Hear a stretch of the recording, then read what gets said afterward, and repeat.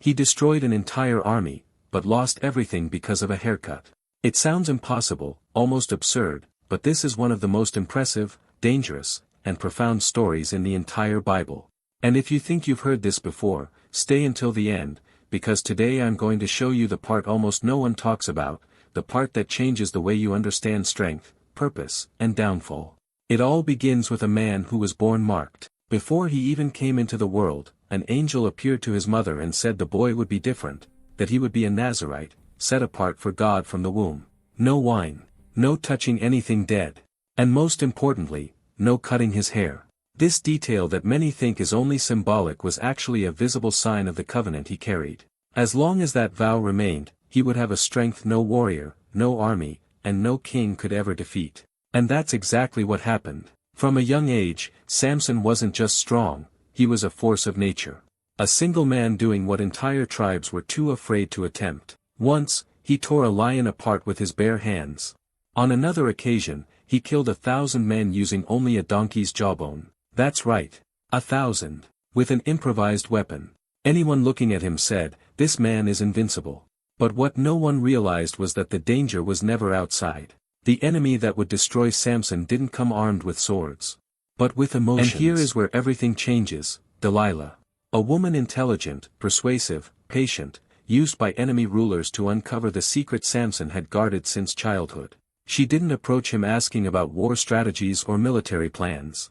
She attacked the only point Samson never learned to control, his heart. And it was inside that emotional vulnerability that his strength began to collapse. For days, she insisted non-stop. He lied, she tested. He dodged, she pressed harder.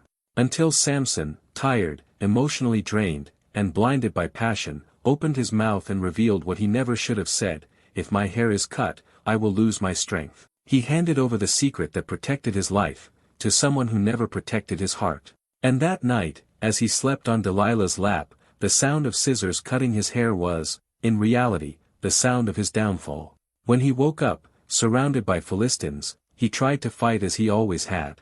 He tried to rely on the strength he had carried all his life. But this time, nothing happened. The strength was gone. The covenant had been broken. And the same enemies he once terrified now gouged out his eyes, chained his feet, and threw him into prison, condemned to grind grain like a slave. The man who destroyed an entire army with a jawbone was now pushing a millstone, in the dark, without sight, without honor, without freedom. But what no one expected was that Samson's story would not end there. In the silence of that prison, without glory and without hair, something began to grow. Not just his hair, but his awareness. For the first time, he understood that the strength was never truly his. It was there that he prayed as he had never prayed before. And on the final day, brought into the temple of his enemies as a spectacle, he asked God for one last chance.